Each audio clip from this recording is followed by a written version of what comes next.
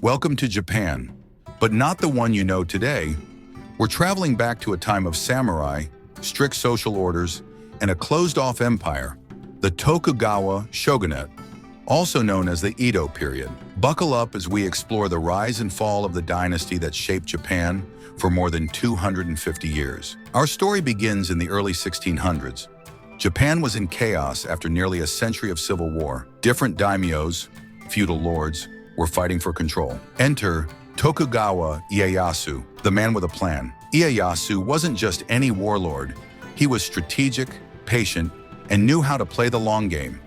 In 1600, at the famous Battle of Sekigahara, he crushed his rivals, and 3 years later, in 1603, he became the first shogun of the Tokugawa family. This marked the beginning of the Tokugawa Shogunate, a military government where the shogun held real power, while the emperor was more like a ceremonial figure. So what's the first thing Ieyasu does as shogun?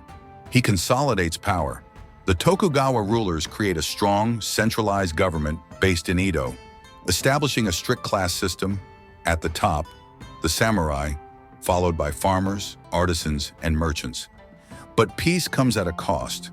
To prevent future uprisings, the Tokugawa instituted a system called Sankin Kotai. This required the daimyos to spend every other year in Edo and leave their families behind as hostages. No funny business allowed. This era also saw a unique phenomenon. Japan became isolated from the world. In 1635, under Tokugawa Ieyasu, the shogunate issued the Sakoku Edict, closing Japan to almost all foreign influence. No one could come in, and no one could leave.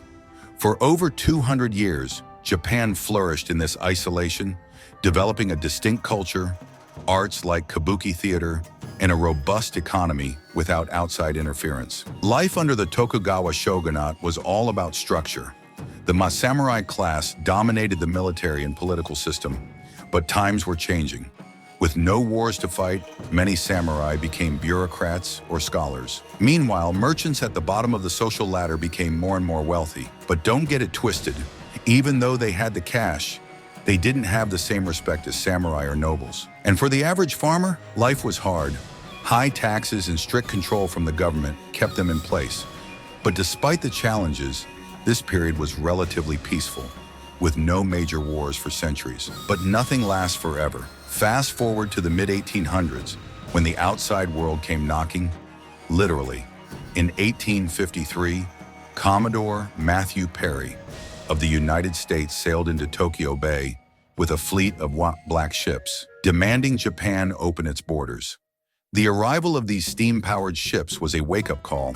Japan's isolationist policies were no match for Western military technology. Under pressure, the shogunate reluctantly opened trade with the West through the Haas Convention of Kanagawa in 1854.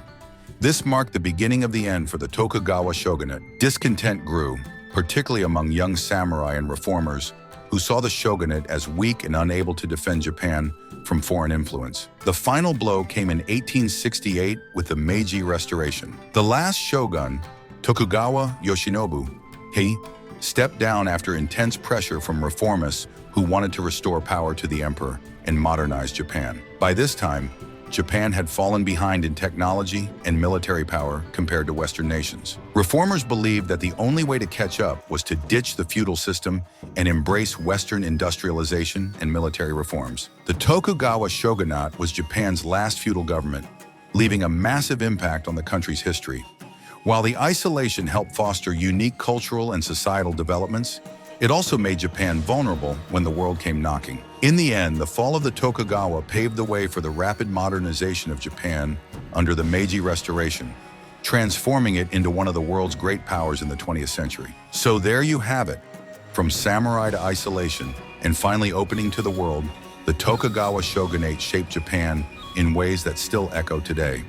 If you enjoyed this dive into history, don't forget to like, subscribe, and hit that notification bell for more awesome content. Thanks for watching.